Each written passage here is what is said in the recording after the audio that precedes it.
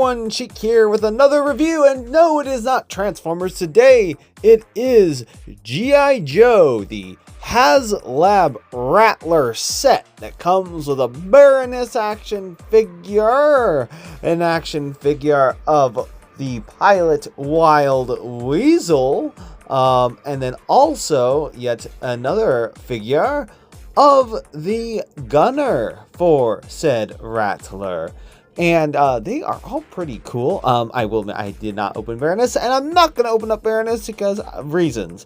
And there is an alternate head. Well, that's not the alternate head, but there is two heads for this guy. So instead of giving you two gunners, they give you one with an alternate head. If you take all these packages, I'm leaving her in the box like I said, but you rotate them around,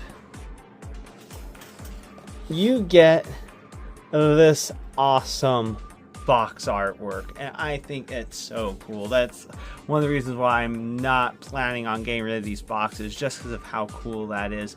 And then realistically, am I going to display them like this? Probably not. Am I going to display the boxes for the Cobra gunner and Wild Weasel without them in the packaging? Again, probably not. So what am I doing holding on to the packaging other than it looks cool? Here we have Cobra pilot extraordinaire Wild Weasel, and I don't know too much about his backstory, but I think he got shot down once by Ace from the Joes, and that's how he got those scars, but I really don't know. But if you want to be like the Joker and ask him how he got those scars or whatever, well, by all means. The amount of detail they cram into these 6-inch figures is impressive. I mean, look at the detail on that face. It's like very well painted. I have a feeling some of it's like maybe printed on rather than painted on, but man, that is so impressive. And it might be a little bit better because it is Haslab, but I mean, if most 6-inch figures from Hasbro are like this, I'd say it's definitely well worth the price, whatever you end up paying for. I mean, just look at that, the scarring, the lines in the face, the neck right there, and that looks like a kerchief or ascot or something. Yeah, there's just so much molded in detail, like zippers and pockets, knee pads, just so many creases and stuff, boots and the laces. It's just so impressive. Pockets, creases in the outer coat. I mean, oh man, and that's a nice Cobra emblem too. I do believe that this is removable. I mean, obviously it had to be to get on there to begin with, but I'm just gonna leave that harness on there. But yeah, he is pretty cool. Now, obviously, most action figures, I forget this as I'm so into Transformers, but they're made of the softer, rubberier plastic generally, not the more solid plastics. So I guess Magic Square probably uses materials closer to this for their figures, and that's just why I feel so wrong, because it's not what Transformers are typically made of. Anyway, but yeah, very, very, if it wasn't for the scar, and even with the scar, relatively handsome face. And then battle damaged helmet, because the other helmet he was wearing in the cockpit, but battle damaged helmet you put on, and then cover up his smile so that he looks, I guess, angry, probably, because obviously if you're getting shot down, you're probably not going to be very happy about it. That's the problem with the soft rubbery stuff, is that it's not always going to want to cooperate when you're putting it on or trying to flex it. Yeah, because see, this side is just not wanting to stay on, and I think feels like that this is just probably needs a little trim down. But yeah, essentially that's what it looks like. So now he looks pretty angry, which I would be too if I had just gotten shot down again. But yeah, that still looks pretty cool. Like the plastic looks like it's burnt and melted a bit versus, you know, this right here. So you can just see the difference. I mean, that is really cool, other than the fact that for whatever reason that side just doesn't want to stay in. But yeah, I'm sure my dad probably has, assuming he has Wild Weasel in there right now, Probably has him with the damaged helmet on, would be my guess. Articulation, I'm not going to necessarily do articulation on all these guys, well, not all, because I'm not doing Baroness, but I'm assuming articulation is going to be pretty much the same. Head is on a double ball joint up here, so you can look up and down. Has a lot of wibbly wobbly. Head can do a full 360, which a human head should not be able to do, so that's more than what you ever would need. Arms can go out about that far. Can do a full 360 bicep rotation. Over 90 bent at the elbow, which I would hope so, because, you know, humans have a much greater range of motion. It's a double hinge. Wrist rotation. Doesn't look like wrist bending, though. And molded hands to hold a firearm. I think technically waist rotation, but it feels wrong. Like, it feels like I'm going to break something. I feel like I'm stressing something when I twist that. But he does, I guess, have a little bit of ab crunch. And then under here, you can see more detail of fabric. Obviously, I don't think most of this is meant to come off once it's put on. But it looks like this probably slid on when his arms were off, and this when his legs were off. And, yeah, so I guess technically hip rotation, but not very much. Legs can go forward that far, back that far. Thigh rotation. He can't really do the full splits, but I don't know very many guys that can. Legs can do over 90 bent at the knee. He can kick his own butt, so he can do butt kicks at least. And then there is ankle pivot. You can bend the boots up and down. Yeah, that's an odd pivot, but you can get pivot there. Although I will say I've always struggled with posing regular action figures a little bit more, because usually, you know, they have normal feet, so it's kind of harder to do it when you're used to robots that have giant platform-like feet. So RC is probably closest to like posing like these guys. And then here we have Gunner with the black head on there. Looks absolutely amazing. All that detail looks pretty menacing. I mean, it looks almost lifelike. That's what's so impressive about this. Like the molded in detail. The eyes especially look almost like they're actually kind of wet, which is really cool. It just looks really, really nice. And then since, you know, same body and all that, this face also looks very impressive. The hair looks really nice, very nicely done, very nice detail. And then back to the main figure, the main body. There is a nice white t-shirt molded in that just looks really cool. Obviously these layers, I would assume, don't come off together, but who knows what's all underneath all of this. But I really don't feel like trying to disassemble the action figure to see what all the underlayers look like. But yeah, it is very nicely detailed, just a lot like Wild Weasels, but blue instead. And then looks like he has a different emblem on here. I think it's I'm pretty sure it's this one right there, but it is a little hard to see because it is still pretty small. But yeah, that is pretty cool. And then he has this machine gun or semi-machine gun. I don't know enough about guns, but yeah, so this is also pretty cool, but it is very similar to Wild Weasel, except for kind of like up in there. Here we have good old Wild Weasel sitting in his cockpit, and oh, believe me when I say it is kind of tricky to get him sitting in there and gripping the controls, but man oh man, does it look so cool inside there. And there are display lights in there, which I think is really cool. It's a bright red, and that glow just looks very awesome, like nighttime running lights. Yeah, he is really cool. And then back here we have the gunner. Unfortunately, mine was assembled improperly, the thing right there, and I could not figure out a way to get it taken apart to do so. So yeah, his safety harness can't be clipped into place. And the hoses have a habit of disconnecting from the helmets, but either way, still looks very cool. I really don't have his hands on the controls just because it's so hard to reach in there to get him to grip anything. I can understand based on this why they decided to go with the 6-inch figures rather than the 3-inch, although the 3-inch would have made it more in scale with the Skystriker. It's just they wouldn't be able to get this level of detail packed in. And then underneath, near the front, you have glowing lights right there. The big old Gatling gun right on the front that does spin. There it is. And it has a nice little clicking noise. So you spin that. And then nice landing gear, which is a solid rubber tire. And then you have more glowing light on that side. And then just all these armaments. I have pretty much everything attached. The only thing I don't have attached is like the blast effects. And this is just so cool.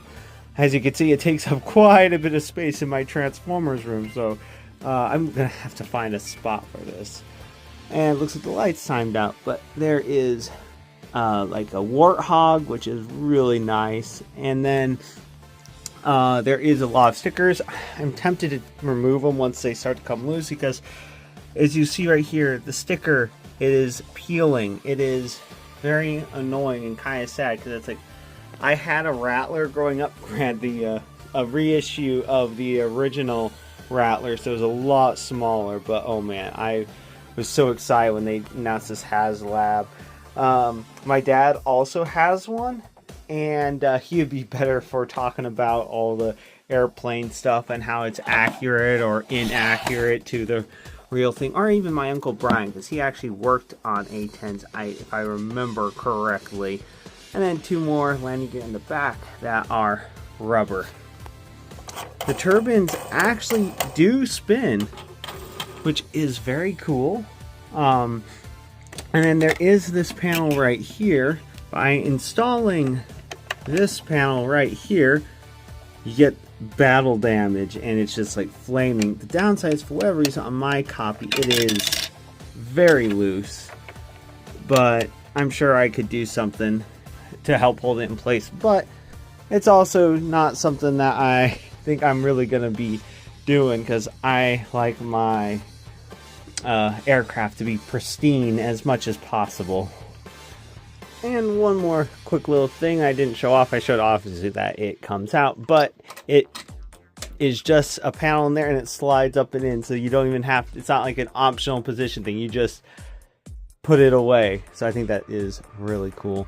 And then you can rotate this so for a vertical takeoff. So that is really neato. These bombs have, like, I guess little bombs inside, which I think is really nasty or cool, however way you want to look at weapons of mass destruction. I don't know if these are actually mass destruction, but you know what I mean, destructive capabilities and the like. And then I may as well do it right now, although I'm going to need to rotate it back down. But there is this release button right here, and I didn't see it in the instructions, so I think I actually stressed the plastic a little bit trying to get to. But then there's, I don't know how I missed the release right there, but it's right there. But you release it, and so you can either have it stored like this, and maybe it's like in an air bay of some kind, or maybe on a carrier if they even have carriers. I don't know if Cobra has any carriers. I don't know if they're that big of an organization. I think that this actually looks pretty cool, even though it's not ready for takeoff at this point, but it still is nice. Although realistically, I don't believe they would store, well, maybe Cobra doesn't have safe operating procedures, but I don't believe most air forces or navies would store weapons like this on wings that are folded up like that. I think they would load them up before takeoff, not just store them on there like that. So yeah, and then I will admit, I don't like this look very much. It's just more of, hey, get the wings out of the way so you can shove it somewhere. And they just slot back into place. There's this release button right here. You press it and the landing gear drop down, which I think is really cool. And it does roll quite well. The only downside that I have is that this landing gear right here kind of droops a little bit. Or which one was it? Okay, I guess it's this one, but this one, it just kind of droops a little bit. Front one doesn't really, but I am not so obsessive about drooping landing gear that I'm gonna ruin this thing completely by gluing the landing gear up. That's definitely not something that I would seriously consider doing. But Yeah, I think overall this set, even without the pilot or the gunner, is pretty much worth the price. Definitely one of the most expensive non-Transformers things I've bought in recent years. I've had this thing sitting in the dining room for like months and months after I got it, just holding off on doing it because my priority obviously is Transformers. Here we have the landing crew style setup, where they would have been a landing crew, which they did release for pre-order. I may or may not order it, but where it has the land crew people for the Rattler. So right now I have the gunner checking out the engine, and Wild Weasel standing in a somewhat, I don't know, charismatic pose or something like that, and hopefully his scars don't scare away the ladies or whatnot. But yeah, I think this actually looks pretty cool like this.